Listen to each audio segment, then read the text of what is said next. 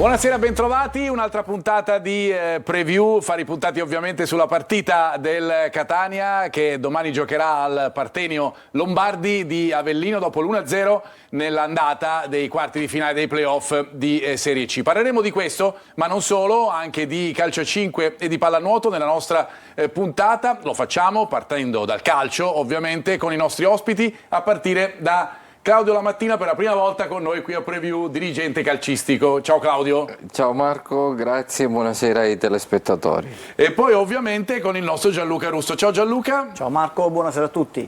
Fra poco avremo un collegamento con un grande ex del Catania, nonché un bomber ancora in attività, ma prima vado da Naomi, la nostra bomber, fra virgolette, che riceve anche i vostri messaggi. Ciao Naomi. Mi piace, allora punto la porta per oggi e vi ricordo che la linea WhatsApp è sempre prontissima a ricevere tutti i vostri messaggi. 342 771 2855 per interagire con noi. Allora, io ritorno però subito da te, perché tu ci dai il quadro un po' come sempre hai fatto durante tutte le trasmissioni di preview di quello che è il programma, prima i risultati, visto che si è giocato nell'infrasettimanale, e poi il programma di questi quarti di finale, secondo turno della fase nazionale dei playoff per la Serie C. A te. E con l'aiuto delle grafiche offerte dalla regia passiamo in rassegna tutti i risultati del secondo turno, fase nazionale playoff, gare di andata: Catania Avellino 1-0, Vicenza Padova 2-0, Juventus Next Gen Carrarese 1-1, Benevento Torres 1-0. Mentre le sfide che attendono le squadre proprio domani sono le seguenti: Avellino Catania alle 20:30, stesso orario, stesso giorno, Padova Vicenza, Carrarese Juventus Next Gen, Torres Benevento.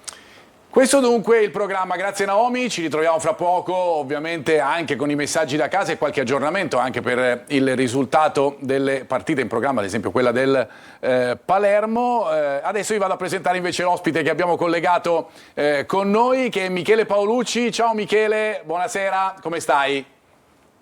Ciao ragazzi, buonasera Marco, buonasera a tutti. Bene, molto bene, grazie, ben trovati. Allora Michele, intanto la domanda su quello che stai facendo in questo momento: 2 promozioni consecutive con la squadra della tua città, tu sei un marchigiano di Civitanova, sono arrivate poi 2 promozioni importanti in una stagione particolare, no? Anche per te, perché tu sei rientrato dopo un infortunio, ma subito ti sei rimesso lì a fare quello che sai fare, cioè portare avanti la squadra, no? Sì, è stata, diciamo sì, una bella soddisfazione. Io sono rientrato 2 anni fa dal Canada, ci eravamo già parlati e niente, poi un po' anche forse una chiusura del cerchio, ho deciso di tornare a dare una mano alla squadra della mia città. Diciamo il colore anche che forse un po' più mi sta sul cuore, il rosso e blu anche qua, quindi rosso azzurro, rosso blu, siamo su quelle tonalità, ecco. E niente, il primo anno venivamo in campionato di promozione, che però la squadra non vinceva da ormai 5 stagioni, siamo riusciti a vincere, siamo subito presentati in un campionato di eccellenza molto difficile, molto complicato, e anche là abbiamo fatto un exploit. Squadre anche magari sulla carta, e come spesso capita, a chiacchiere più attrezzate. Invece abbiamo fatto un altro risultato incredibile, la prima volta in 105 anni di storia, e ora siamo arrivati in Serie D. Io sì, mi sono rotto il crociato il 14 di novembre, il 29 mi sono operato, dopo 3 mesi scarsi, 3 mesi e un giorno anzi, sono rientrato in campo. È stata un'impresa incredibile, tostissima, però ci tenevo a essere in campo, l'avevo promesso per l'ultima partita, per la festeggiare la vittoria del campionato, e così è stato, quindi molto molto bello. Complimenti dunque a Michele Paolucci. Adesso ritorno un attimo in studio e poi ritorno invece da te per chiedere prima a Claudio Lamattina, perché andiamo a parlare adesso del Catania, lo faccio prima con te e poi torno da Michele. Che partita hai visto con l'Avellino e che sensazione hai per la partita di domani? Ma la sensazione è positiva, perché in questa stagione il Catania ci ha dato un segnale che nelle partite importanti c'è, il gruppo si ritrova, lotta. Abbiamo visto Di Carmine che negli ultimi 10 minuti correva dietro a tutti, anche in difesa, e questo è un segnale positivo che la squadra, l'allenatore e la società vogliono regalare un sogno aspettato. Anche se c'è da dire che questa società è da 2 anni che è in campo, quindi non sempre il primo anno si può soprattutto in un campionato come la Lega Pro, che si sta dimostrando molto intensa e difficile, però i primi 90 minuti fanno ben sperare. Certo, l'Avellino è un ostico avversario, perché era tra quelle che doveva stravincere il campionato e non c'è riuscita, e adesso tenta ai supplementari di farcela ai playoff, però ha davanti un avversario che tosto è tosto e domani ha due risultati su uno. Michele, tu come la vedi? Michele Paolucci, torno da te, 2 risultati su 3 per il Catania, per riuscire ad andare avanti. Sei riuscito a seguire qualche partita dei rossazzurri? Che idea ti sei fatto, soprattutto di questa fase della stagione? Ma guarda, questi ragazzi veramente io non ho mai smesso di seguirli, neanche in Serie D, mai, questa è la verità. Ma al di là di quello, parlando di loro, io dico che sicuramente è una partita tosta. I 2 risultati su 3 sono abbastanza relativi, nel senso poi dopo quando si va in campo, guardate cosa è successo ieri, la Ternana aveva 2 risultati su 3, poi il Bari ha vinto 0-3, ogni partita è una storia a sé. Io credo che a questo livello di pressione di partite sia difficile speculare sui risultati su 3, e io penso che il Catania, per mentalità ma anche per come ci arriva, non lo farà. Si giocheranno la loro partita, ovviamente non è che si metteranno a prendere contropiedi dopo 5 minuti, però magari una partita attenta ma senza rinunciare ad attaccare, perché poi dopo io credo che sia fondamentale la gestione dei 90 minuti, ma non è possibile in questo tipo di partite ragionare, per come la vedo io, o speculare sul risultato, anche perché la differenza non è che si parla di un 3-0 all'andata certo. non so, Champions League, allora il ritorno te lo gestisci, e sono successi ribalzoni anche di quel tipo a quel livello, quindi ecco, questo ci fa capire che è una partita tostissima, però la squadra io credo che ci arrivi bene.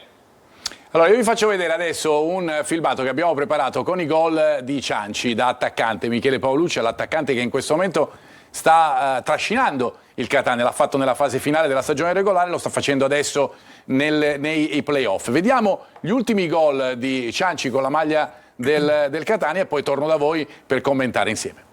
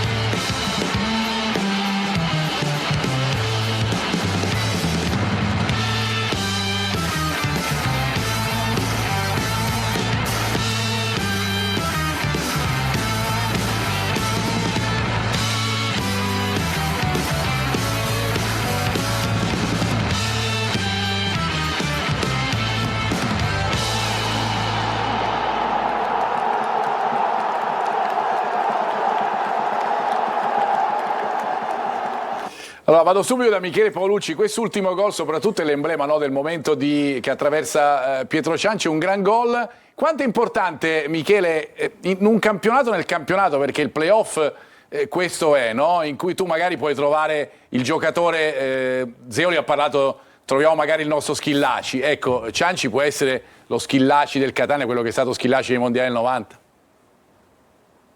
Ma diciamo che sono d'accordo con te, nel senso che conta molto la forma del momento, perché se uno ha fatto... Poi nel calcio si dice un po', no? Soprattutto per noi attaccanti è sempre stato così, ti dicono sempre, sai, quelli che contano sono le prime 5 e le ultime 5 partite, ed è così, ed è una verità, un po' in tutti i ruoli, ma per gli attaccanti specialmente. Poi ho visto altri gol, credo che ne abbiamo visti 7 se non sbaglio, Sì, 4 sei. di testa, uno di destro, quindi è anche un buon repertorio, e questo è importante. Poi io credo che l'attaccante, quando riesce a toccare con mano la sua forza e riesce a rendersi conto di quanto possa essere determinante, poi le qualità aumentano in maniera esponenziale. Sicuramente il ragazzo ci arriva bene, carico e con delle grandi responsabilità, ma io penso che sarà felice di prendersele, e probabilmente, come tutti quelli che passano da quelle parti in qualsiasi categoria o periodo della carriera, starà vivendo emozioni fortissime e bellissime, quindi credo che vorrà continuare a farlo insieme ai suoi compagni, quindi speriamo che continui. Gianluca Russo, vengo da te perché fra poco vedremo anche una tabella relativa a un po' come si muove Cianci, no? Con chi scambia il pallone più frequentemente durante la partita, ma è un giocatore che sicuramente, l'ha detto anche Michele adesso, no? Attraversa quel tipo di momento, Sì. definiamolo magic moment, ecco, Ma possiamo guarda, essere... cos'è cambiato? È cambiato che adesso la squadra ha trovato un punto di riferimento, quindi il mister e lo staff sono stati bravi a individuare in Cianci il vero punto di riferimento, il trascinatore tattico e caratteriale a livello anche proprio emotivo della squadra, perché oltre ai gol che abbiamo visto, come giustamente ha descritto Paolucci, la quantità di giocate che lui riesce a pulire, quindi quelle seconde palle che va a recuperare, la quantità di falli che fa per non far ripartire la squadra avversaria, e tutte queste giocate, tutto quel lavoro che fa per smistare la palla a destra, a sinistra con i centrocampisti che vengono a supporto per la seconda, e quindi e poi contornati da tutti i gol che ha fatto, sono stati comunque gol di caratura e tanti gol, non sono pochi per il momento per la squadra del Catania, quindi credo che in questo momento sia veramente il cardine del gioco del Catania, ma bravi loro a servirlo, perché poi comunque dietro c'è tutto un lavoro, cioè non è lui che è chiaro che fa da finalizzatore, da raccordo con i reparti, ma ci sono tante situazioni Guardiamola che proprio accompagnano questo. questa tabella relativa ai passaggi di Cianci, che tu ci puoi spiegare meglio, perché vediamo delle linee blu, delle linee fucsia che significano passaggi chiave, no? Passaggi Sì, più quelli importanti. sono passaggi chiavi, perché abbiamo imparato a conoscere quelle linee così verticali, perché sono le giocate con l'attacco diretto del nostro portiere. Il portiere rinvia palla, lui va a spizzare, Sì. quindi si trova lo spazio, attacca lo spazio vuoto, va a spizzare la palla per mandare in porta l'attaccante.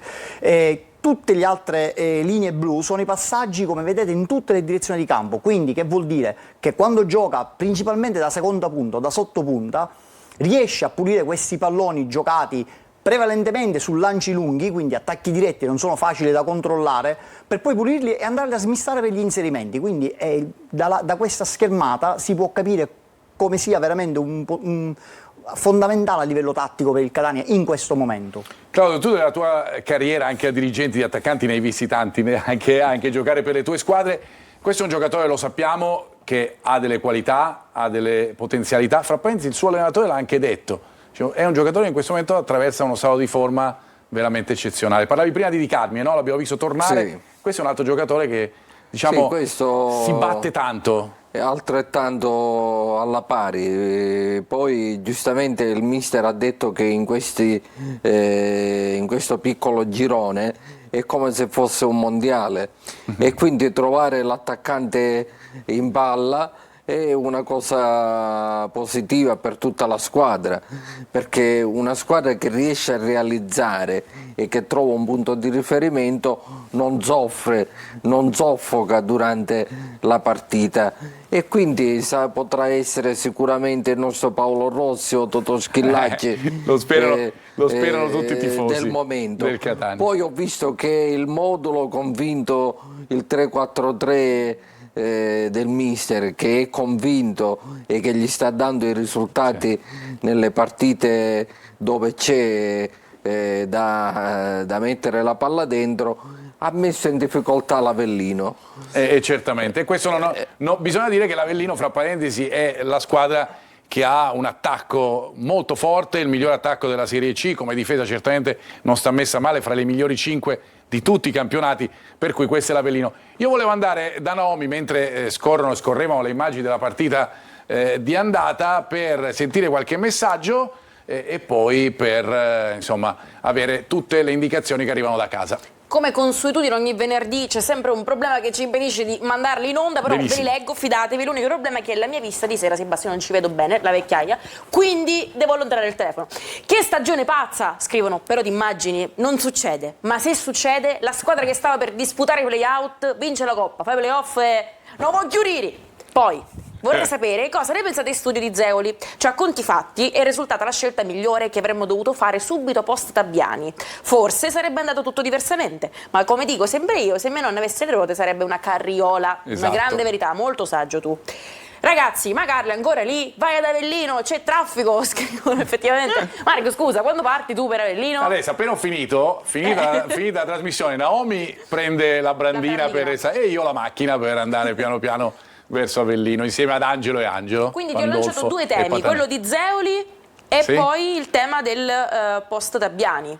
Il tema del post Tabbiani. Il tema del post Tabbiani è chiaro, questa è stata una scelta che il Catania ha fatto ed è una scelta che non ha portato indubbiamente a dei risultati con Lucarelli. Adesso arrivano, ma è ovvio che tutte le nostre considerazioni sono figlie dei risultati che ci sono, no? È ovvio. Zeoli sta, giusto Claudio, Zeoli sta facendo benissimo perché ora il Catania sta vincendo e ora il Catania sta andando al meglio. Anche Zeoli aveva subito delle critiche nella fase finale della stagione regolare quando il Catania ancora non andava come in questo momento. A proposito di Zeoli, lo vogliamo sentire le sue dichiarazioni di oggi diffuse dai canali social rossazzurri, morale e sensazioni in vista della partita del Partenio. Il morale è alto, sappiamo che ce l'andiamo a giocare, i ragazzi sono consapevoli, sappiamo che troveremo un altro tipo di partita, sarà un altro tipo di partita e noi dobbiamo essere pronti a ribattere colpo su colpo, sapendo che ci sarà il momento in cui ci sarà da soffrire, ma il momento in cui provare a fare male all'avversario. Le sensazioni sono di aver dato fiducia a un gruppo che in questo momento si mette a disposizione, anche qualcuno con i ruoli che non sono a lui congeniali, però questo era quello che mi ero prefissato inizialmente. Ci siamo riusciti, però questo non vuol dire dobbiamo andare oltre, domani dobbiamo ancora scavare il barile, prendere le ultime energie nervose, fisiche per regalare qualcosa di importante alla città. Aggiungiamo una cosa su Michele Zeoli, che non ho detto prima nelle considerazioni che abbiamo fatto, cioè che lui ha proprio il cuore rossazzurro, insomma lo sappiamo per tutti i suoi trascorsi e questo indubbiamente lo sente in panchina, lo sente anche nelle dichiarazioni che fa. Chiedo a Michele Paolucci quanto questo possa essere importante, cioè sentire quello che prova la gente, sentirlo proprio sulla propria pelle. Questa squadra è stata accusata, soprattutto nella fase iniziale, alcuni giocatori, di essere un po' inconsapevoli di quello che è il trasporto, no, che c'è a Catania, la forza del Massimino. Avere questo allenatore sotto questo punto di vista serve. Ma diciamo che comunque, come in ogni stagione, io credo che nel calcio bisogna sempre un po' aspettare la fine, no, per tirare le somme, nel senso, poi Catania, come tante altre realtà, è del bello, è per quello che poi ci sono bravi giocatori e bravi allenatori e poi ci sono giocatori che possono essere bravi o allenatori bravi a Catania o a Roma o a Napoli, nel senso sono realtà che comunque viaggiano su frequenze diverse, dove c'è una componente emotiva che è fortissima, c'è una pressione anche da parte dei media, della tifoseria che va gestita, non è facile, quindi io credo che comunque avere qualcuno all'interno, come ecco, per esempio De Rossi, credo che sia l'esempio principale, se vogliamo, anche a livello europeo, avere un allenatore che poi riesce a entrare nella testa e nel cuore dei propri giocatori, poi questo si sente in campo perché comunque ti trasmette anche delle emozioni diverse, ma non perché magari un allenatore che è di Bolzano ci possa tenere meno, no. Però avere comunque qualcuno che ha un legame anche affettivo, sono convinto che in campo ti trasmette qualcosa in più, soprattutto in una piazza emotiva come quella di Catania, perché i giocatori non è vero quando dicono che non sentono nulla, i giocatori sentono tutto. È vero, e lo sai tu per primo. Michele, noi stiamo andando in pubblicità, ti chiedo, puoi restare con noi un'altra decina di minuti o ti devo liberare? Onesto, come tu sei. No, 10 minuti me li... Perfetto, Dai, va bene, allora ci ritroviamo anche con te e con tutti voi subito dopo la pubblicità, fra poco.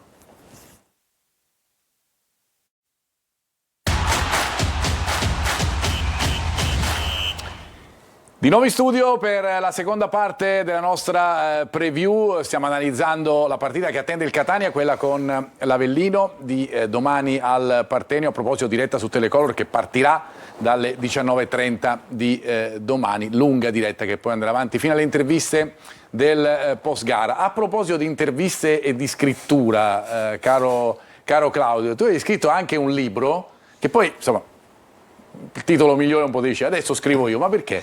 Perché ti ha fatto arrabbiare qualcosa? No, perché sai, la storia la si vive. Esatto. E poi succede anche che... Stiamo vedendo anche la copertina, no, del libro. Poi capita che anche si tergiversa. E allora a quel punto... mi sono detto è arrivato il momento che ve la racconto io, la scrivo io, ed è la storia attraverso i miei 50 anni, racconto periodi calcistici dal 60 ai giorni d'oggi.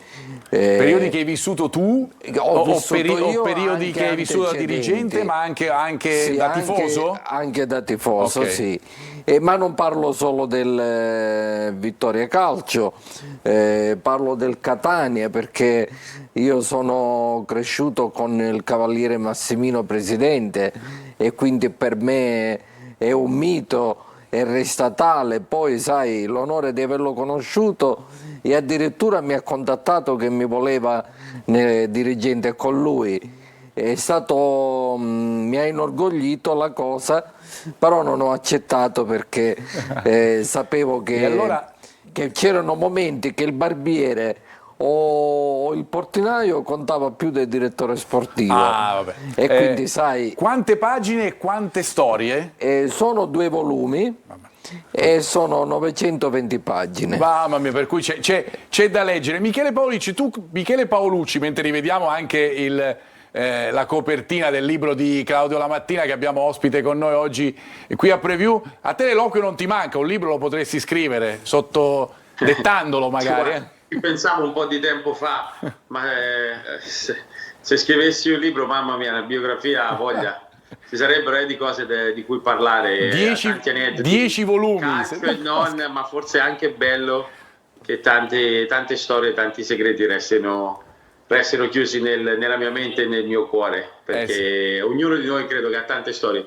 Ma io ho viaggiato 4 differenti nazioni, sono andato via di casa che ero un bambino, ho vissuto a Torino, esperienza di Serie A, Catania, ho fatto tante storie, tanti aneddoti, ho avuto anche la fortuna di stare con grandi campioni, anche vicende con loro extracampo, è un po' il bello, diciamo, ci sono tante storie ho tante storie dentro. Se dovessi scrivere un libro, diciamo che qualcuno lo leggerebbe, ne sono convinto. Diciamo qualcosa di interessante avresti da raccontare, ecco, mettiamola così. Hai parlato del cuore, caro Michele, ne ha parlato tanto in queste settimane, in questi giorni anche il tuo omonimo Michele Zeoli, che andiamo a sentire adesso su quello che ha visto di buono nella sua squadra nella partita di andata. Ascoltiamolo.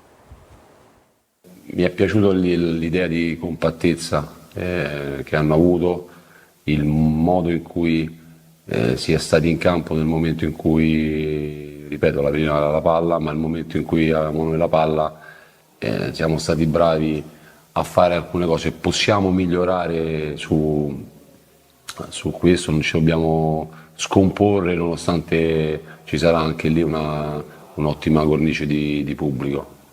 Possiamo fare per me ancora di più con la palla ed è quello che sto dicendo da alcuni giorni ai ragazzi. liberi, tranquilli, non farsi influenzare dall'ambiente. Sarà un ambiente caldo, però qua ci sono giocatori che hanno fatto categorie importanti. E ripeto, non andare lì pensando solo e soltanto ad una cosa. Noi dobbiamo, l'ho già detto in passato, se vogliamo ambire a qualcosa dobbiamo superare ostacoli importanti come l'Avellino, l'ambiente di Avellino, i giocatori, gli avversari, dunque di questo siamo consapevoli.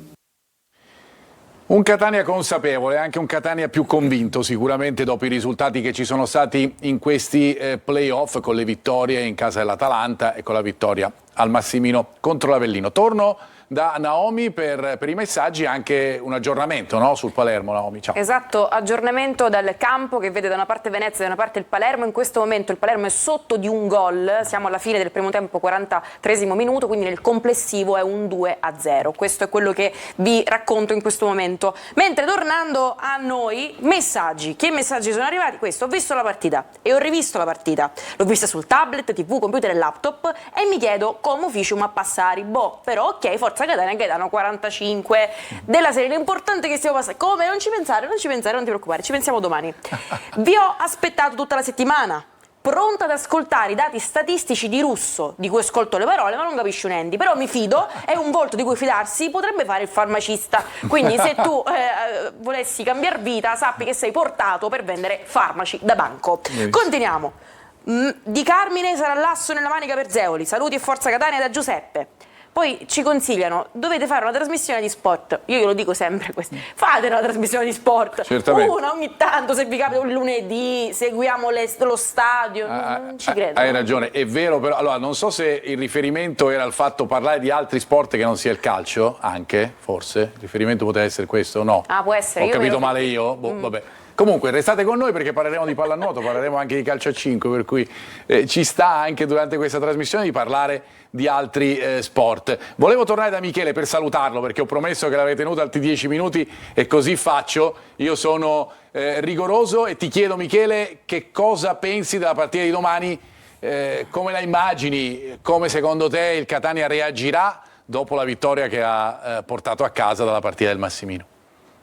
Ma più che altro bisogna vedere come reagirà l'Avellino a giocarsi una partita in cui dove non è semplice, perché ripeto, affronti una squadra che sicuramente sta nella fase, termina la stagione, arriva verso la fine della stagione in crescendo, una che come dicevate in studio, una squadra che sembrava spacciata e invece adesso si trova là. Quindi io credo che sarà molto tosta essere un avversario del Catania domani. Questi ragazzi sanno che hanno una grande tifoseria che li sostiene, hanno una grande responsabilità. Io credo che sarà una bella partita, perché anche io ho giocato ad Avellino in uno stadio bello, che una tifoseria tosta, quindi sarà una partita da godersi. Io spero che vinca il Catania senza dubbio, ma spero una grande partita e ancora sì, forza Catania. Bello, miglior conclusione non ci poteva essere da parte tua. Michele Paolucci, grazie veramente anche per il tuo spirito e il tuo sorriso. Ciao Michele, una buona serata. Ciao, grazie. Una buona serata a te e complimenti ancora per la tua carriera e anche per quello che stai facendo di nuovo proprio nella parte finale della carriera. Andiamo a guardare le statistiche a confronto, torno da te Gianluca, perché con Michele abbiamo introdotto la partita, no? Che ci aspettiamo domani. Ma che partita si è vista al Massimino? L'abbiamo riassunta, l'hai fatto tu, attraverso questi dati, no? Che raccontano un po' le caratteristiche del Catania e dell'Avellino, come si mettono in campo e come giocano le due squadre. Sì, proviamo a tradurre questi numeri e partiamo dalla fase difensiva. Sì, parliamo di palloni intercettati, non parliamo di farmaci, no? No, certo, di palloni intercettati. chiaro. Quindi chiaramente ha prevalso il Catania perché ha fatto una partita comunque molto attenta, forte sulle seconde palle, quindi i numeri dicono questo, 42-30. Sì. Per quanto riguarda la fase propositiva di possesso, qualcosina in più l'Avellino perché riusciva ad arrivare facilmente e cercava questo gioco sugli esterni e per poi mettere palla dentro, quindi vediamo la differenza sta proprio là nei cross, 29-10 per l'Avellino, così come i passaggi laterali sono praticamente il doppio quelli dell'Avellino rispetto a quelli del Catania. Altro dato importante, a vantaggio del Catania sono le palle, l'attacco diretto, quindi la palla lunga. Il Catania ha una percentuale comunque rispetto alla media dei campionati Serie C molto alta, che è il 19% di giocate su palla lunga, e infine il PPDA, che non è altro che il valore, il numero di passaggi concessi a una squadra durante la fase di costruzione. Quindi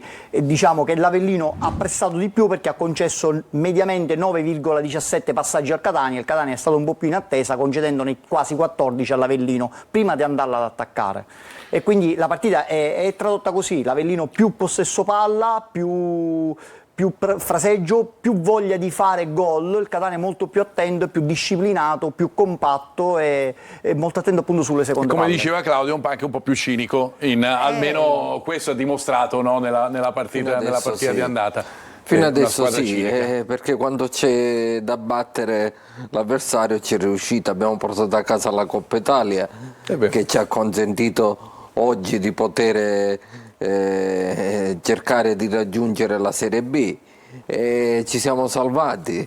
Perché quando è stato necessario il Catania ha tirato fuori gli attributi e l'orgoglio rosso-azzurro, e poi la tradizione è anche favorevole, perché Catania negli spareggi, la storia ci racconta che ce l'ha sempre fatta. Quindi vedremo, questo è chiaramente quel triangolare famoso, quello degli anni 80, Como, ti riferisci, no? Como, Cremonese e Catania, e lo spareggio che abbiamo fatto con il Taranto, con Pasquale Marino, la promozione del 2006, insomma tutta la storia del Catania che ha fatto tutto ci grande porta la società rossazzurra a una storia che la città merita. Però consentimi di dire che colgo l'occasione, perché in questi anni televisivamente non ho avuto l'opportunità di dire che comunque la vittoria maggiore il Catania l'ha fatto trovando un ottimo presidente, perché 2 anni fa eravamo tutti senza una squadra, speranzosi, e senza una squadra e senza una dirigenza. Oggi abbiamo un presidente che ci fa sperare non solo di poter raggiungere al primo anno la Serie B, ma ci fa sperare bene in positivo. E quindi questo è il risultato maggiore che Catania e il calcio siciliano doveva ottenere, e ovviamente poi il risultato zucchero non guasta bevanda. A proposito di risultato, andiamo a sentire Zeoli che cosa dice della sua squadra e di quelle che sono le condizioni dei giocatori che ha a disposizione. Poi ne parleremo anche nella terza parte con la probabile formazione. Sentiamo Zeoli. Giocare 4 partite in 11 giorni sicuramente porta degli affaticamenti. Domani prenderemo delle decisioni in alcuni ruoli e con alcuni giocatori, perché è una partita importante, la stiamo studiando anche sui cambi, perché comunque sia tante situazioni vengono a mutare anche per minutaggio, perché ci sono giocatori che hanno giocato tanto o giocatori che, ripeto, hanno affaticamenti particolari che ci possono dare una mano probabilmente nel secondo tempo. Ora vediamo, però domani la formazione la decido domani, perché ad oggi ci sono 2 o 3 dubbi importanti. 2 o 3 dubbi, dice Zeoli, forse qualcuno in meno, diciamo noi, ma comunque poi insomma ne parleremo dopo, però chiaramente quello che dice lui è altrettanto vero, perché dice, a proposito, al di là dei dubbi, il punto è che questa è una partita che si gioca nei 90 minuti e dunque anche i cambi saranno sicuramente importantissimi. Sì. A proposito di Avellino e di Catania, Gianluca, certamente il Catania non ha trovato, no, l'Avellino nella migliore condizione possibile, ecco, quello lo si è notato, si vede che è una squadra che da un po' di tempo non giocava, praticamente da 25 giorni, senza nulla togliere ovviamente la prestazione del Catania. Allora, io direi che, a mio avviso, il Catania è riuscito a portare l'Avellino lì dove voleva, a farlo esprimere in una certa maniera. Quindi l'Avellino, però, è anche vero una cosa, che incrociando i dati del campionato dell'Avellino con l'unica partita di playoff dell'Avellino, non c'entrano niente. Cioè l'Avellino non ha praticamente mai verticalizzato, non ha mai giocato con una punta che si staccava e veniva a fare da raccordo, cioè non l'ha mai fatto. Complimenti al Catania. Sicuramente, ma meriti dell'Avellino. l'Avellino non è questo. Vediamo invece com'è il Catania, perché lo vediamo proprio nell'azione del gol di Cianci, perché si vede quello che fa Cianci, l'abbiamo visto tutti, ma tu, Gianluca, che vai come sempre oltre, sei andato a vedere anche quella che è la disposizione del Catania in quel particolare momento. Disposizione che mi è piaciuta perché c'è coraggio, ci sono idee tattiche e qua la possiamo vedere. Al di là del passaggio della verticale abbiamo la disposizione dei due quinti molto alti, i due attaccanti messi diciamo, in colonna, poi abbiamo il centrocampista centrale, le due mezzale, ma abbiamo anche il braccetto di sinistra e quindi il terzo di difesa, difesa a 3 del Catania, molto ma molto alto, addirittura sulla linea delle mezze ali.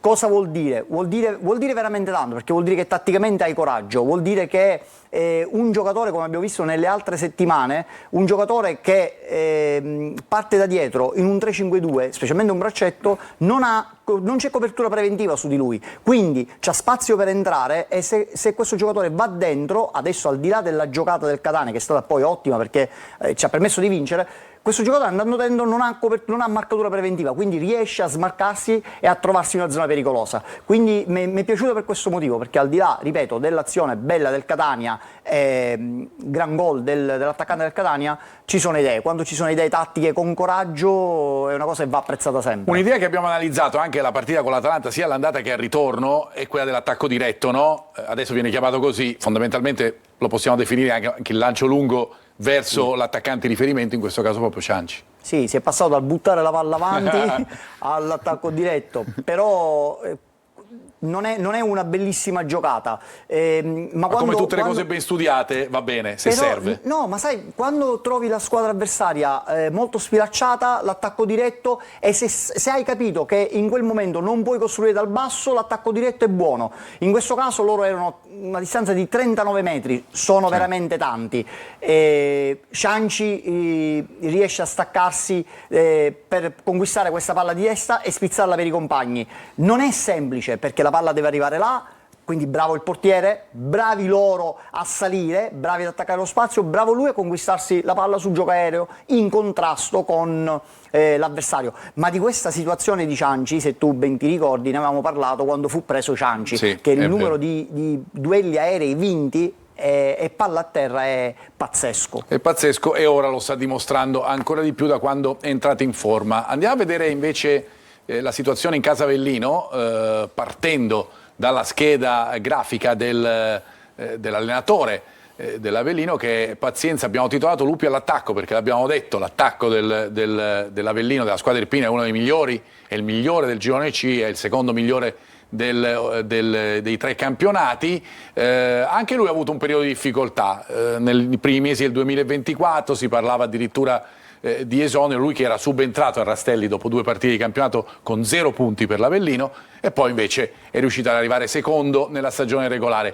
Il giocatore più rappresentativo dell'Avellino, che vediamo nella grafica che arriva adesso, è ovviamente Cosimo Patierno, che non ha fatto tantissimo in fase d'attacco nella partita del Massimino, ma sicuramente si è visto per quel recupero difensivo, ma anche perché insomma ha fatto tanta pressione. È un giocatore che nel 2024 ha circa la media di un gol a partita, per cui abbiamo detto un pochettino tutto di quello che è l'attaccante di riferimento dell'Avellino. Andiamo a sentire Pazienza invece che cosa ha detto oggi in conferenza stampa. Parto dall'ultima domanda, dall'ultima situazione che voleva analizzare, e riguarda l'atteggiamento, riguarda ai cambiamenti, al sistema di gioco, che potrebbe essere una soluzione per creare e trovare un'alternativa, come può essere anche la scelta di interpreti diversi con caratteristiche diverse, adottando anche lo stesso sistema di gioco che abbiamo già fatto anche in passato. Chiaramente una cosa è certa, che dovremo mettere all'interno degli 11 che partiranno dall'inizio qualche caratteristica diversa da quelli che sono partiti nella gara di andata, motivo per cui prima parlavo di cercare, di provare, di trovare altre soluzioni, di trovare alternative per interpretare una partita diversa, perché bisognerà fare un qualcosa di diverso rispetto alla gara di andata per passare il turno. Il ritmo, no? Quello che dicevamo prima, Claudio, la mattina, è questo che sta cercando di dire che ha detto pazienza praticamente, Senza- al di là del sistema di gioco, al di là degli interpreti, quello che serve è una partita completamente diversa, che è stato bravo il Catania a non far fare all'Avellino. Il Catania gli ha imbrogliato le carte e io penso che anche domani Non sarà facile. Non sarà facile. Il mazziere Zeoli, diciamo, riuscirà un po' a... Devo dire che ascoltandolo Sì. non è che ha trasmesso positività. Hai visto? Questa è la Rispetto a chiave di lettura. Zeoli, che mi sembra più convinto, più riesce a trasmettere più sensazione. È più il cuore, no? Lui Quello che diceva è spesso lui. paziente di nome Pazienza, e di fatto, pazienza però- di nome e di fatto. E potrebbe però sembrare certo- anche un invito a Zeoli per domani, no? certo, Michele Pazienza, ha detto, che Zeoli si ha chiama detto Michele, no? qualcosa di ha detto qualcosa diretto, nel senso che deve cambiare qualcosa rispetto alla gara di andata, quindi dobbiamo aspettarci per forza qualcosa di maggiore diverso. un Avellino diverso. Magari non negli uomini ma nelle Nella caratteristiche, tattica, diciamo. nelle caratteristiche. A proposito, vediamo cosa ha fatto l'Avellino, anche qui ci aiutiamo con la grafica. E cosa ha fatto l'Avellino nelle ultime partite? Le prime 4 sono quelle della stagione regolare, perché l'Avellino nei playoff ne ha giocata una sola contro il Catania. I punti che vedete sono ovviamente quelli della stagione regolare, 69 punti con 38 partite giocate, 20 vinte, 9 pareggiate e 9 sconfitte per l'Avellino, che curiosamente ha un cammino pressoché identico in casa e in trasferta. Questo potrebbe essere un bene per il Catania. 34 e 35 sono i punti divisi fra casa e trasferta per l'Avellino nella stagione regolare. Gianluca, torno da te per chiudere questa prima parte per la fase di non possesso del Catania, che va a interessare ancora la partita con l'Atalanta, perché qualcosa di simile l'abbiamo visto anche con l'Avellino, no? Sì, perché la partita con l'Atalanta ha messo in evidenza quello che secondo me a livello tattico sono i problemi del Catania, no? Quindi loro tanto non ci ascoltano ad Avellino. No. E quindi, quindi è il famoso uomo tra le linee Sì. o la sottopunta. Questa è una situazione che Catania dovrà comunque attenzionare. Eccolo Questo là, è successo con i l'attaccante- bergamaschi, ad esempio. L'attaccante dell'Avellino che si stacca, abbiamo il nostro dell'Atalanta che si stacca, abbiamo il nostro centrocampista in ritardo, nessuno della difesa si stacca per andare a prendere questa palla verticale, addirittura dopo perdono praticamente i riferimenti, perché il secondo giocatore dell'Atalanta evidenziato riesce ad arrivare praticamente dentro area e calciare e creare una situazione molto pericolosa. Ne vediamo un'altra simile, che è quella successiva, no? Anche la stessa situazione che un pochettino si ripete.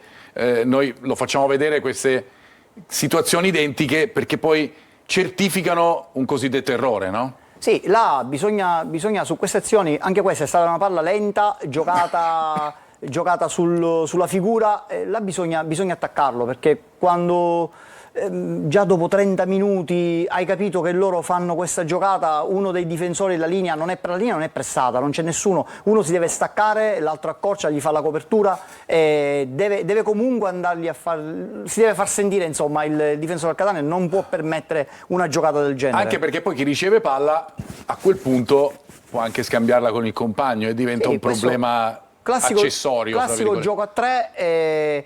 Come vedi poi alla fine c'è lo sviluppo, no? Però sulla prima palla filtrante il giocatore appena la controlla, l'attaccante centrale dell'Atalanta, dopodiché loro saltano tutti gli schemi difensivi. Allora il concetto è questo, non fargliela arrivare, quindi sulla prima palla la presso e la seconda so che arriva là, perché comunque già la partita dice quello, ok? Quindi però Gianluca, mi pare che con l'Avellino abbia ricorso ai ripari il mister, non allora, ci sono state le occasioni concesse all'Atalanta. Guarda, dico che il Catania ha questo tipo di problema e l'ha manifestato anche durante il campionato, ma questa è un'altra storia. Sì, certamente. L'Avellino non ha praticamente mai giocato con un uomo da sottopunta, quindi avevano Sgarbi che girava un po' attorno a Patierno, ma non l'ha mai fatto. Quindi secondo me l'errore madornale dell'Avellino in fase propositiva è stata proprio quella. E Loro hanno domani preferito, potrebbe essere una scelta. e infatti questa. credo che lui si riferisca proprio a questo, perché poi le gare ovviamente le analizzano, quindi vedono dove sta il problema e comunque devi provarci. Poi non è detto che ti va bene, ma devi provarci.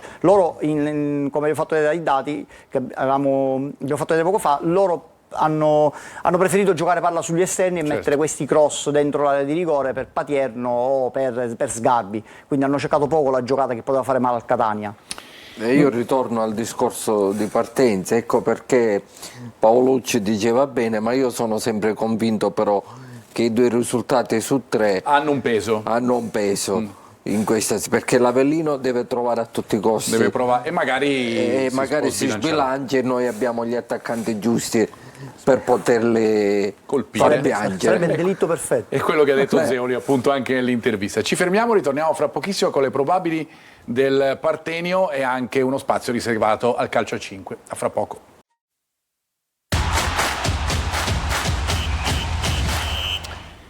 Di nuovo in studio per la seconda parte della nostra preview. Stiamo analizzando la partita che attende il Catania, quella con l'Avellino di domani al Partenio. A proposito, diretta su Telecolor che partirà dalle 19:30 di domani. Lunga diretta che poi andrà avanti fino alle interviste del post gara. A proposito di interviste e di scrittura, caro Claudio, tu hai scritto anche un libro che poi, insomma, il titolo migliore un po' dice adesso scrivo io, ma perché?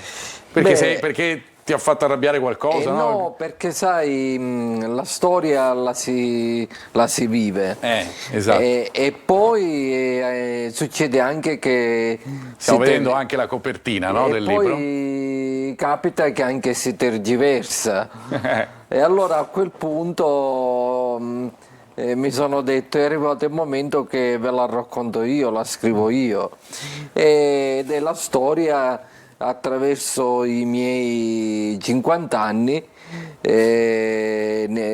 racconto periodi calcistici dal 60 ai giorni d'oggi.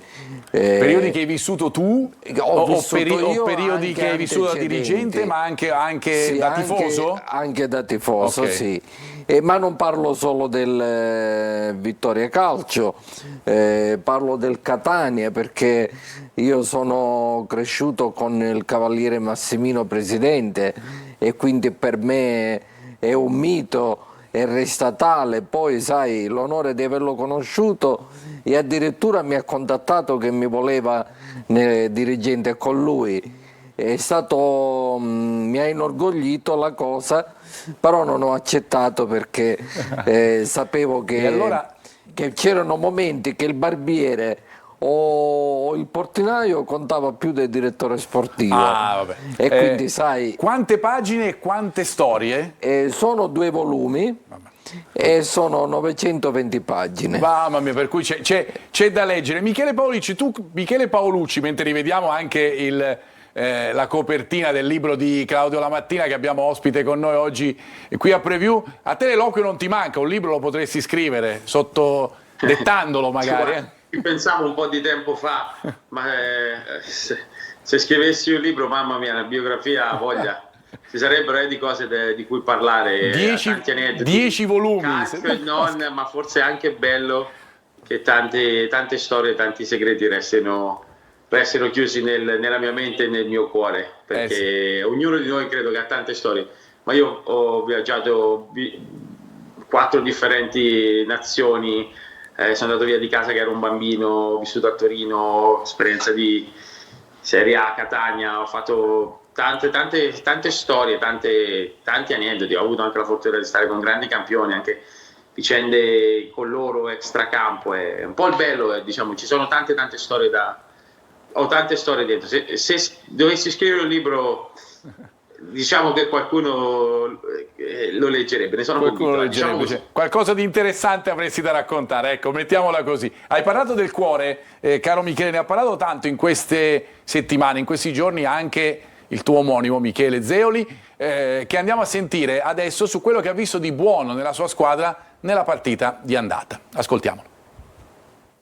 Mi è piaciuta l'idea di compattezza che hanno avuto, il modo in cui si è stati in campo nel momento in cui, ripeto, la prima era la palla, ma nel momento in cui avevamo noi la palla siamo stati bravi a fare alcune cose. Possiamo migliorare su questo, non ci dobbiamo scomporre, nonostante ci sarà anche lì un'ottima cornice di pubblico.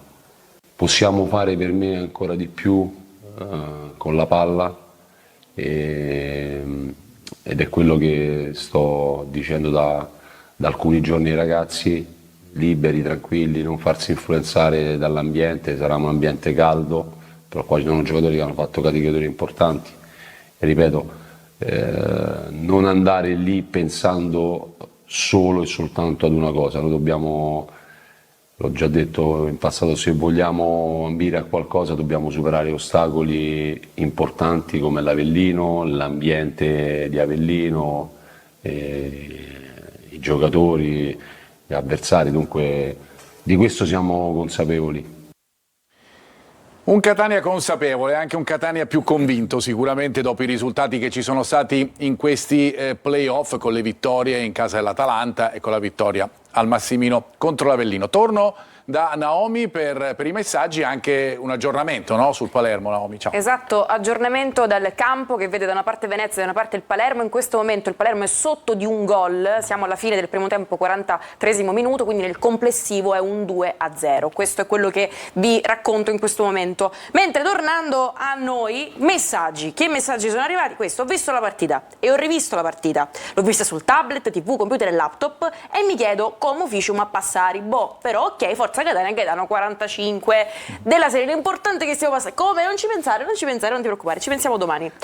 Vi ho aspettato tutta la settimana, pronta ad ascoltare i dati statistici di Russo, di cui ascolto le parole ma non capisci un endi, però mi fido, è un volto di cui fidarsi potrebbe fare il farmacista, quindi se tu volessi cambiare vita sappi che sei portato per vendere farmaci da banco. Continuiamo. Di Carmine sarà l'asso nella manica per Zeoli, saluti e Forza Catania da Giuseppe.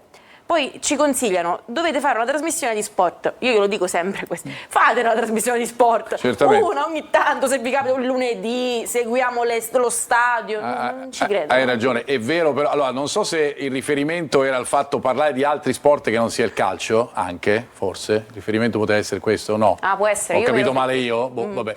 Comunque restate con noi perché parleremo di pallanuoto, parleremo anche di calcio a 5, per cui ci sta anche durante questa trasmissione di parlare di altri sport. Volevo tornare da Michele per salutarlo perché ho promesso che l'avrei tenuto altri 10 minuti e così faccio. Io sono rigoroso e ti chiedo, Michele, che cosa pensi della partita di domani, come la immagini, come secondo te il Catania reagirà dopo la vittoria che ha portato a casa dalla partita del Massimino?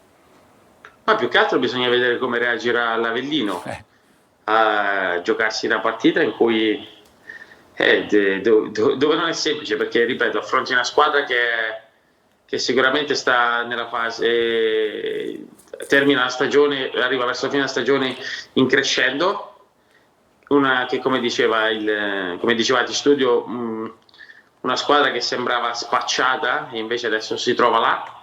Quindi io credo che sarà molto tosta essere un avversario del Catania domani. Questi ragazzi sanno che hanno una grande tifoseria che li sostiene, hanno una grande responsabilità. Io credo che sarà una bella partita, perché anche io ho giocato ad Avellino in uno stadio bello, che una tifoseria tosta, quindi sarà una partita da godersi. Io spero che vinca il Catania senza dubbio, ma spero una grande partita e ancora sì, Forza Catania.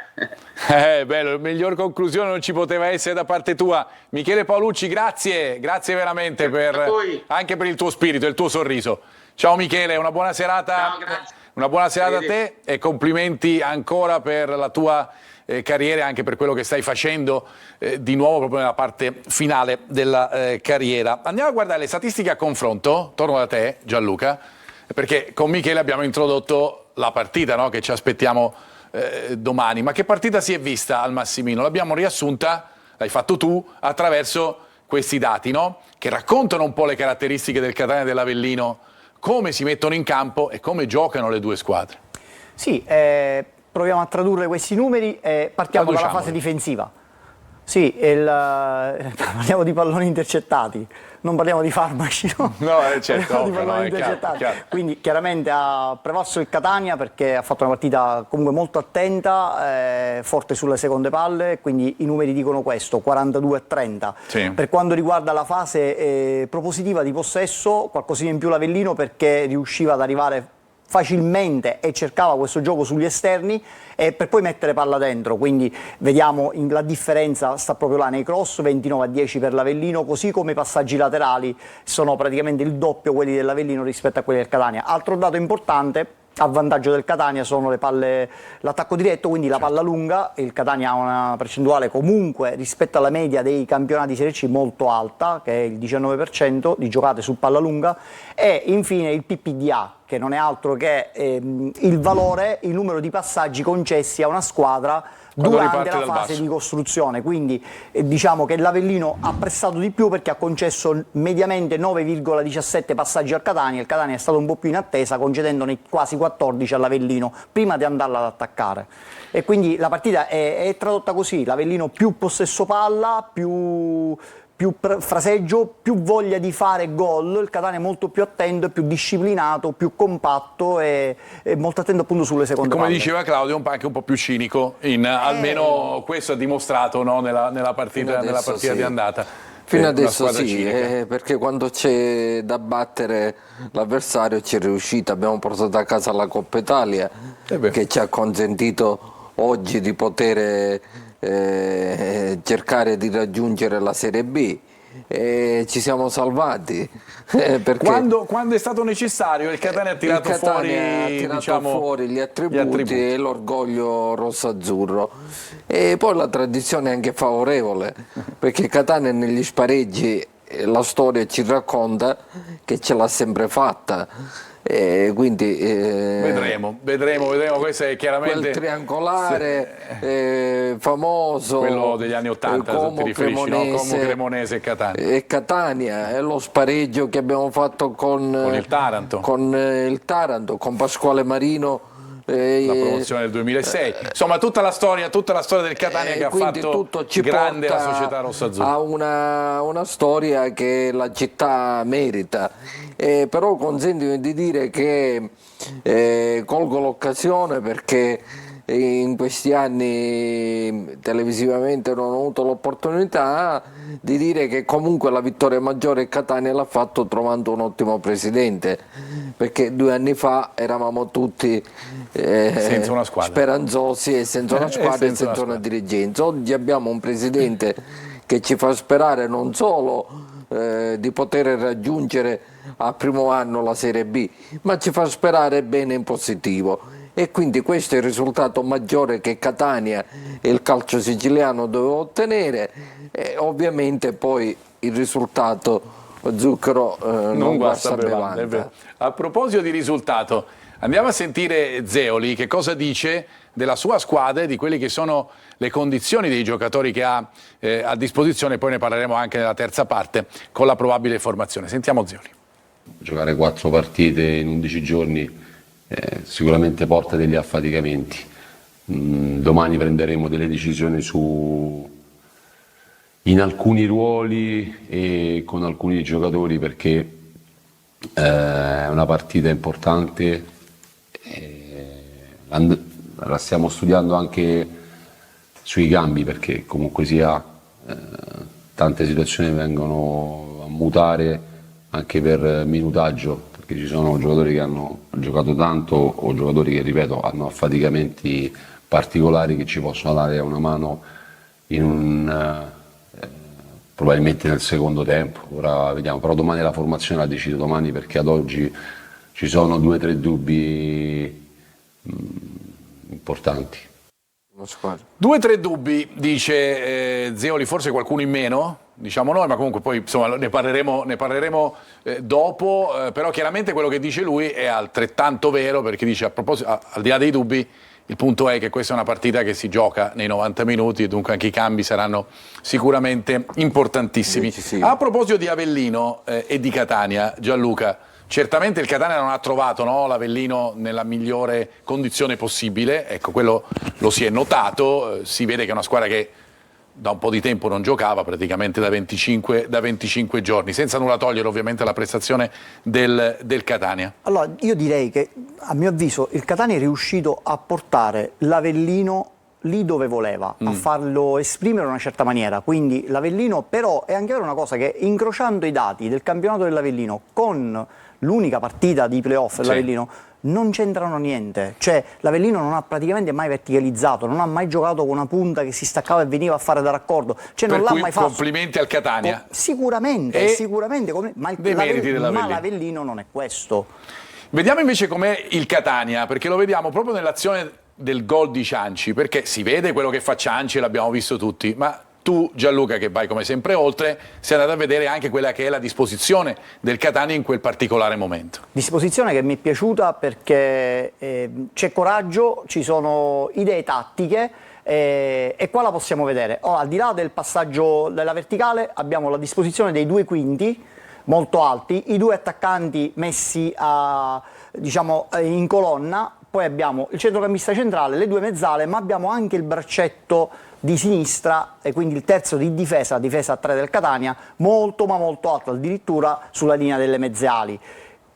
Cosa vuol dire? Vuol dire veramente tanto, perché vuol dire che tatticamente hai coraggio, vuol dire che un giocatore, come abbiamo visto nelle altre settimane, un giocatore che parte da dietro in un 3-5-2, specialmente un braccetto, non c'è copertura preventiva su di lui, quindi c'ha spazio per entrare e se questo giocatore va dentro, adesso al di là della giocata del Catania, che è stata poi ottima perché ci ha permesso di vincere, questo giocatore andando dentro non ha marcatura preventiva, quindi riesce a smarcarsi e a trovarsi in una zona pericolosa. Quindi mi è piaciuto per questo motivo, perché al di là, ripeto, dell'azione bella del Catania, gran gol dell'attaccante del Catania, ci sono idee. Quando ci sono idee tattiche con coraggio è una cosa che va apprezzata sempre. Un'idea che abbiamo analizzato anche alla partita con l'Atalanta, sia all'andata che al ritorno, è quella dell'attacco diretto, no? Adesso viene chiamato così, fondamentalmente lo possiamo definire anche il lancio lungo verso l'attaccante di riferimento, in questo caso proprio Cianci. Sì, si è passato dal buttare la palla avanti all'attacco diretto, però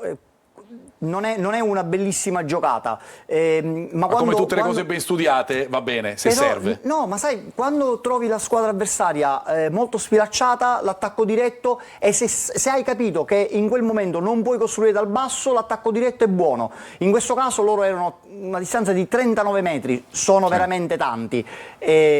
Cianci riesce a staccarsi per conquistare questa palla di testa e spizzarla per i compagni. Non è semplice, perché la palla deve arrivare là, quindi bravo il portiere, bravi loro a salire, bravi ad attaccare lo spazio, bravo lui a conquistarsi la palla sul gioco aereo in contrasto con l'avversario. Ma di questa situazione di Cianci, se tu ben ti ricordi, ne avevamo parlato quando fu preso Cianci, sì, che il numero di duelli aerei vinti e palla a terra è pazzesco. È pazzesco, e ora lo sta dimostrando ancora di più da quando è entrato in forma. Andiamo a vedere invece la situazione in casa Avellino, partendo dalla scheda grafica dell'allenatore dell'Avellino, che pazienza, abbiamo titolato Lupi all'attacco, perché l'abbiamo detto, l'attacco dell'Avellino, della squadra irpina, è uno dei migliori, è il migliore del girone C, è il secondo migliore dei 3 campionati.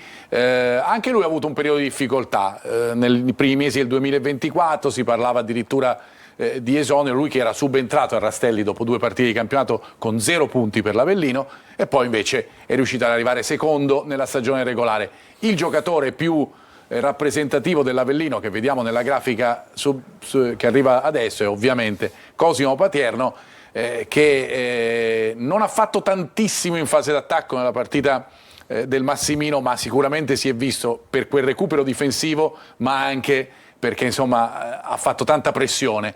È un giocatore che nel 2024 ha circa la media di un gol a partita, per cui abbiamo detto un pochettino tutto di quello che è l'attaccante di riferimento dell'Avellino. Andiamo a sentire Pazienza invece che cosa ha detto oggi in conferenza stampa.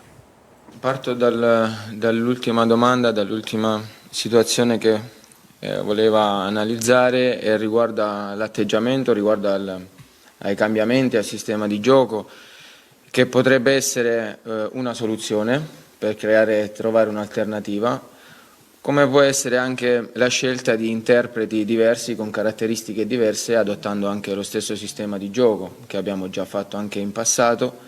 Chiaramente una cosa è certa, che dovremo mettere all'interno degli 11 che partiranno dall'inizio qualche caratteristica diversa da quelli che sono partiti nella gara di andata, motivo per cui prima parlavo di cercare, di provare, di trovare altre soluzioni, di trovare alternative per interpretare una partita diversa, perché bisognerà fare un qualcosa di diverso rispetto alla gara di andata per passare il turno.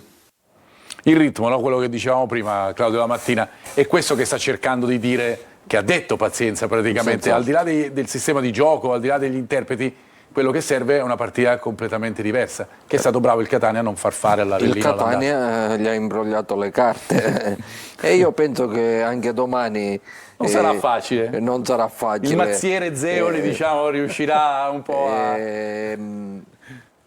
Devo dire che ascoltandolo Sì. non è che ha trasmesso positività Hai visto? Questa è la rispetto a chiave di lettura. Zeoli, che mi sembra più convinto, più riesce a trasmettere più sensazione. È più il cuore, no? Quello che Lui diceva spesso lui. paziente di nome Pazienza, e di fatto, pazienza però- di nome e di fatto. E potrebbe però sembrare certo- anche un invito a Zeoli per domani, no? certo, Michele Pazienza, ha detto, che Zeoli si ha chiama detto Michele, no? qualcosa di ha detto qualcosa diretto, nel senso che deve cambiare qualcosa rispetto alla gara di andata, quindi dobbiamo aspettarci per forza qualcosa di maggiore diverso. un Avellino diverso. Magari non negli uomini ma nelle caratteristiche, tattica, diciamo. nelle caratteristiche. A proposito, vediamo cosa ha fatto l'Avellino, anche qui ci aiutiamo con la grafica. E cosa ha fatto l'Avellino nelle ultime partite? Le prime 4 sono quelle della stagione regolare, perché l'Avellino nei playoff ne ha giocata una sola contro il Catania. I punti che vedete sono ovviamente quelli della stagione regolare, 69 punti con 38 partite giocate, 20 vinte, 9 pareggiate e 9 sconfitte per l'Avellino, che curiosamente ha un cammino pressoché identico in casa e in trasferta. Questo potrebbe essere un bene per il Catania. 34 e 35 sono i punti divisi fra casa e trasferta per l'Avellino nella stagione regolare. Gianluca, torno da te per chiudere questa prima parte per la fase di non possesso del Catania, che va a interessare ancora la partita con l'Atalanta, perché qualcosa di simile l'abbiamo visto anche con l'Avellino, no? Sì, perché la partita con l'Atalanta ha messo in evidenza quello che secondo me a livello tattico sono i problemi del Catania, no? Quindi loro tanto non ci ascoltano ad Avellino. No. E quindi, quindi è il famoso uomo tra le linee Sì. o la sottopunta. Questa è una situazione che Catania dovrà comunque attenzionare. Eccolo Questo là. è successo con i L'attaccante- bergamaschi, ad esempio. L'attaccante dell'Avellino che si stacca, abbiamo il nostro dell'Atalanta che si stacca, abbiamo il nostro centrocampista in ritardo, nessuno della difesa si stacca per andare a prendere questa palla verticale, addirittura dopo perdono praticamente i riferimenti, perché il secondo giocatore dell'Atalanta evidenziato riesce ad arrivare praticamente dentro area e calciare e creare una situazione molto pericolosa. Ne vediamo un'altra simile, che è quella successiva, no? Anche la stessa situazione che un pochettino si ripete. Noi lo facciamo vedere queste situazioni identiche perché poi certificano un cosiddetto errore, no? Sì, là bisogna su queste azioni, anche questa è stata una palla lenta, giocata sulla figura, là bisogna attaccarlo, perché quando già dopo 30 minuti hai capito che loro fanno questa giocata, uno dei difensori della linea non è pressata, non c'è nessuno, uno si deve staccare, l'altro accorcia, gli fa la copertura e deve comunque andargli si deve far sentire, insomma, il difensore del Catania non può permettere una giocata del genere. Anche perché poi chi riceve palla a quel punto può anche scambiarla con il compagno e diventa un questo problema accessorio. tra classico virgolette. gioco a tre.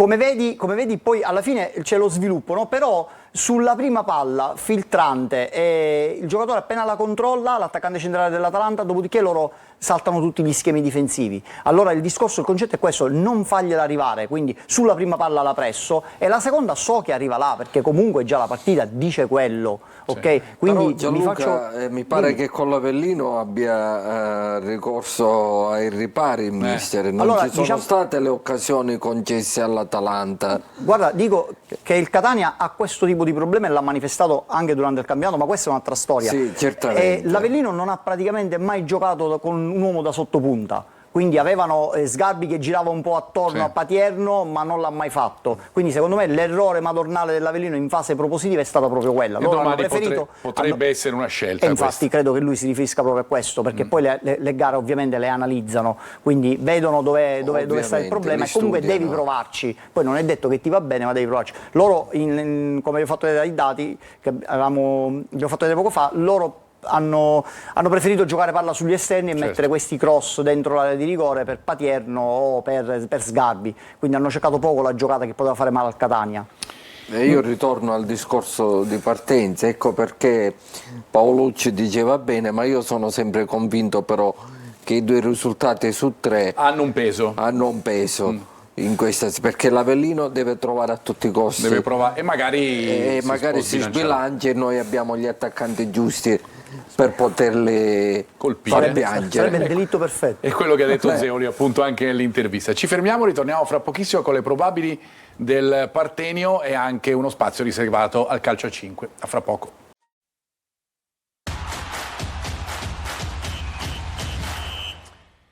Quarta e ultima parte della nostra preview, come vi avevamo detto prima della pubblicità, dedicata interamente alla squadra campione d'Italia di pallanuoto femminile, vale a dire l'Orizzonte Catania, perché preview è un po' la trasmissione delle coppe in queste ultime settimane. L'altra volta abbiamo ospitato la Coppa Italia vinta dal Paternò Calcio, questa volta abbiamo invece la Coppa dello Scudetto, il 24esimo scudetto conquistato dall'Orizzonte Catania, la Coppa che vedete inquadrata proprio in questo momento. Ne parliamo con 2 grandi protagoniste di questa squadra, vale a dire Giulia Viacava, difensore. Ciao, salve, ciao buonasera. Giulia, e Chiara Tabani, attaccante. Ciao, buonasera. Ciao. Allora, intanto voglio partire dalle emozioni. Perché so che voi siete anche un po' fra quelle un po' più, insomma, casiniste, si può dire. Vabbè, lo diciamo piano piano, ma a parte questo, le emozioni grandi credo che vi ha regalato la serata di ieri. Sì, sono state tante emozioni perché era lo scudetto che volevamo,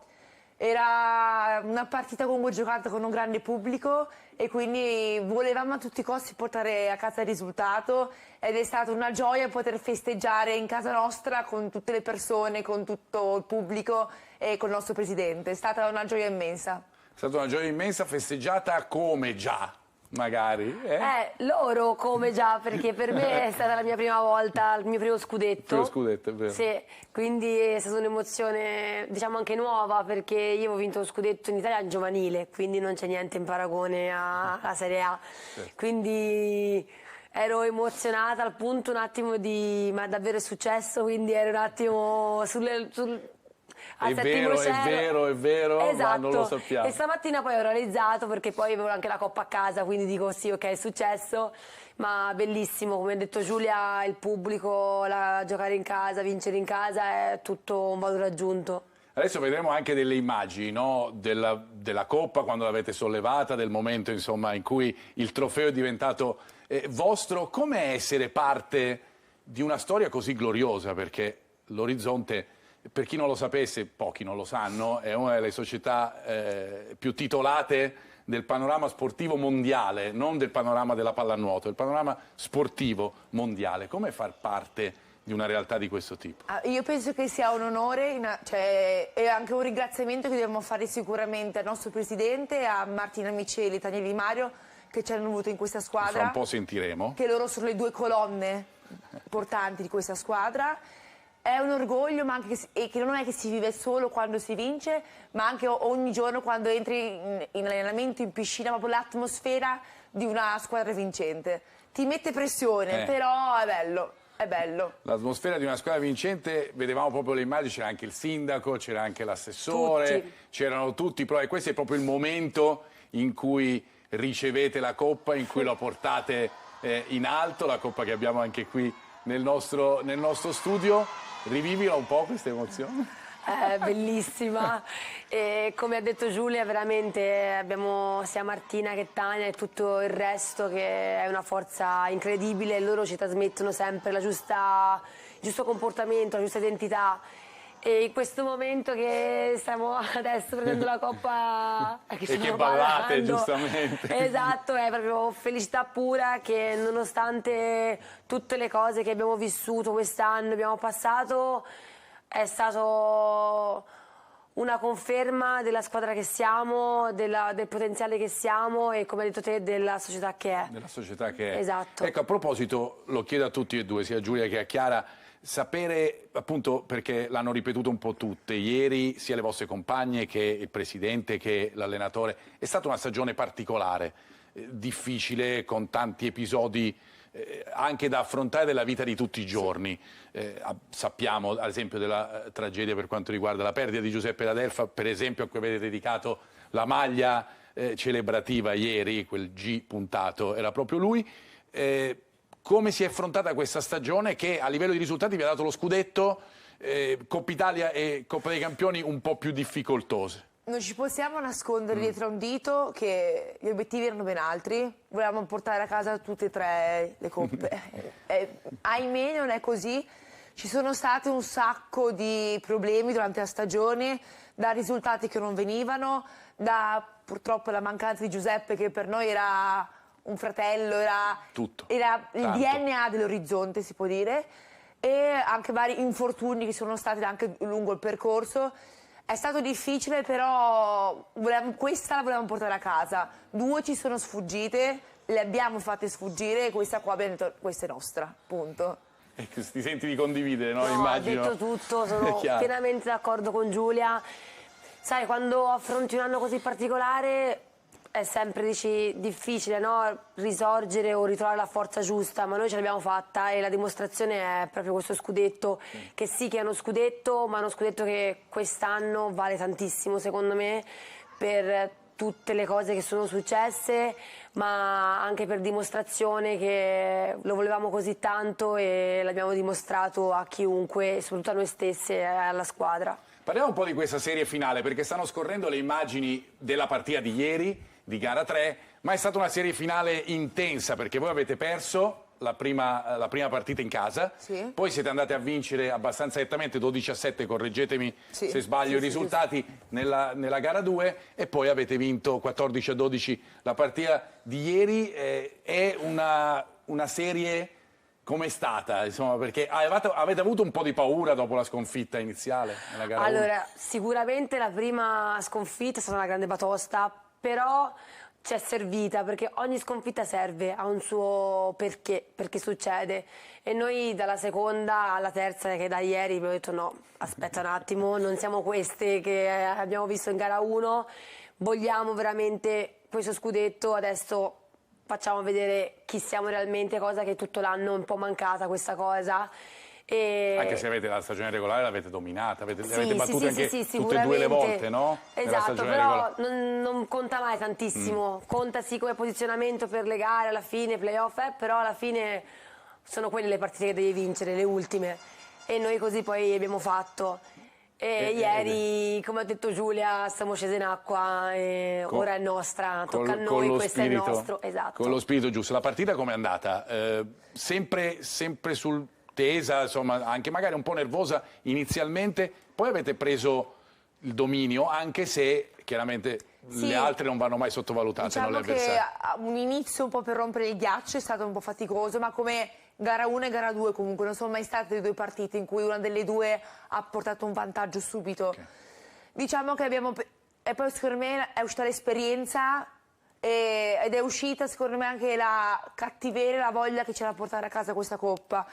E sicuramente sono state 3 partite, tutte e 3 studiate in modo diverso sul piano tattico e tecnico, e questo secondo me è stato anche la differenza contro gli avversari, che giustamente loro pensavano che noi facessimo la cosa, mentre ogni partita è stata una virgola diversa. Una virgola diversa, sì. Chiaro, che poi ha portato al grande punto esclamativo, diciamo, visto che stiamo usando e parlando di punteggiatura del risultato di ieri. Io ringrazio anche Antonio Costa, che è l'addetto stampa, per cui insomma voi siete presenti anche oggi, ringrazio anche lui, e vi volevo far sentire, mentre inquadriamo ancora la bellissima Coppa dello scudetto numero 24, lo ricordiamo, dell'Orizzonte, 5 di fila, perché insomma, sono 4 in realtà quelli di fila, ma uno non si è assegnato per i motivi legati al Covid. Volevo farvi sentire le parole di Tania Di Mario e di Martina Miceli e poi le commentiamo insieme. Ascoltiamo.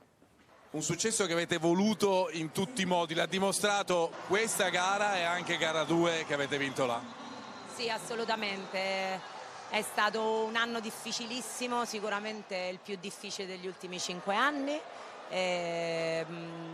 Abbiamo passato dei momenti bruttissimi quest'anno e fondamentalmente l'avversario più difficile contro cui abbiamo giocato è sempre stato solo noi stessi, per cui è stato un avversario molto più difficile da sconfiggere, però siamo stati bravi, sicuramente dedichiamo questa vittoria a Giuseppe, in ogni istante è con noi assolutamente, e come ho detto prima nell'intervista in Rai, senza Tania è stata immensa, perché è stato difficile per me e per lei in primis, ma lei è stata eroica, ha fatto il presidente, il vice allenatore, il mental coach, il giocatore, la compagna di squadra, la motivatrice. Oggi ha dato una palla sull'uomo in più pazzesca.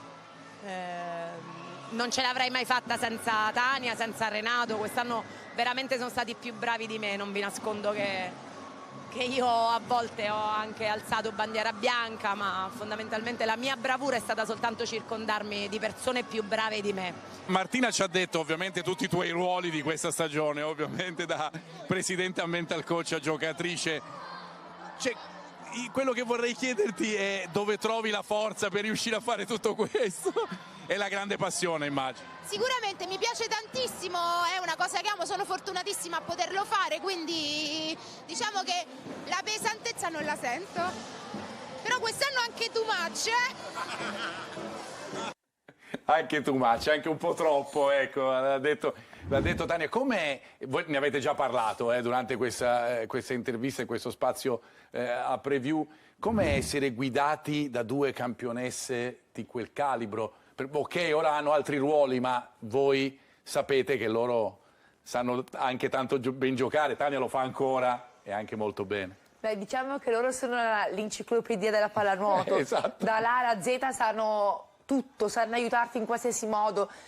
E mettendo anche Renato, assolutamente, il nostro preparatore atletico, perché senza di lui non saremmo arrivate dove siamo arrivate ieri.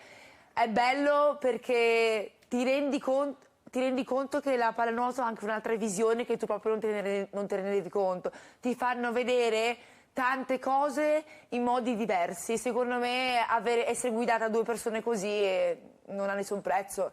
Hanno vinto tutto poi nella carriera, quindi c'è solo da dire complimenti. Solo così? Sì, esatto. Io ho avuto la fortuna che con Tania ci ho giocato anche in nazionale, quindi Tania la conoscevo come persona, come atleta.